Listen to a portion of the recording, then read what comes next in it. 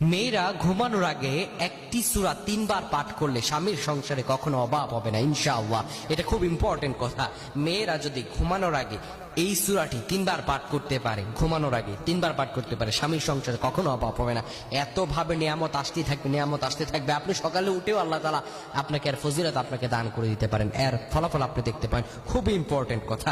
আপনারা সবাই যারা এটা শুনেছেন মা বোনদেরকে এটা শেয়ার করে দিবেন, মা বোনদেরকে এই বিষয়টা জানিয়ে দিবেন। কেননা বাল্লিগু আন্নি ওয়ালাউ আয়া, রাসূলুল্লাহ সাল্লাল্লাহু আলাইহি ওয়াসাল্লাম বলেছেন, তোমার নিকট যখন একটি আয়াত যাবে, যখন তুমি একটি আমল শিখতে পারবে, এটা তুমি অপর ভাইয়ের কাছে পৌঁছে দাও। কেন যখন আপনি এটা শেয়ার করে অপরের কাছে পৌঁছে দেবেন, আপনি এটা অপরের কাছে বলবেন, এই আমলটা যখন সে শুনে আমল করবে, তার সওয়াবটাও আল্লাহ তাআলা আপনার আমলনামায় দিয়ে দিবেন, তার সমপরিমাণ, কিন্তু তার থেকে এক চুল পরিমাণও সওয়াব কমানো হবে না। সুবহানাল্লাহ। অভাব অনটন এমন একটা মারাত্মক বিষয়। অনেক সময় দেখা যায় অনেকে ঋণগ্রস্ত থাকেন, অভাবগ্রস্ত থাকেন, সেজন্য অনেকে সে কি আমল করবেন ফ্রাস্ট্রেটেড হয়ে যান। কোন আমলটা করলে আমার অভাব কেটে যাবে, এ নিয়ে অনেকেই চিন্তা ভাবনা করেন।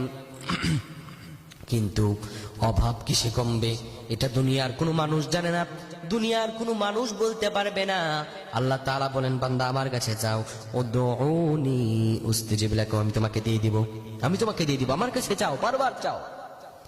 আল্লাহ রাব্বুল আলামিন শুধু তাই নয়, তার পরিচয় জানায়া দিচ্ছেন। আল্লাহ বলেন, আল্লাহু দাঈফু লিমান ইয়াশাউ ওয়াল্লাহু ওয়াসিউন আলীম।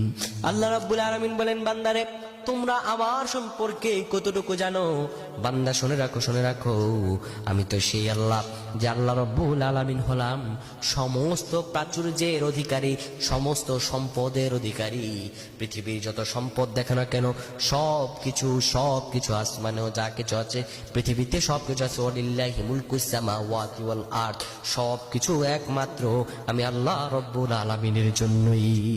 তাকওয়া থাকতে হবে, ভরসা থাকতে হবে। তো মা বোনেরা যারা আছেন, তারা যদি এই আমলটি করতে পারেন, আল্লাহ তাআলা আপনার চোখের পলকে ফলাফল দেখিয়ে দেবেন ইনশাআল্লাহ।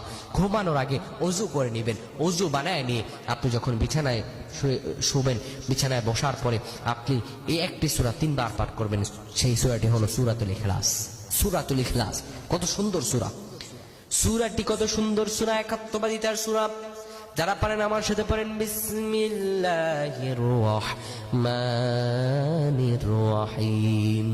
কুল হুয়াল্লাহু আহাদ আল্লাহুস সামাদ লাম ইয়ালিদ ওয়া লাম ইউলাদ ওয়া লাম ইয়াকুল লাহু কুফুয়ান আহাদ। এই সূরাটি যদি আপনি ঘুমানোর আগে 3 বার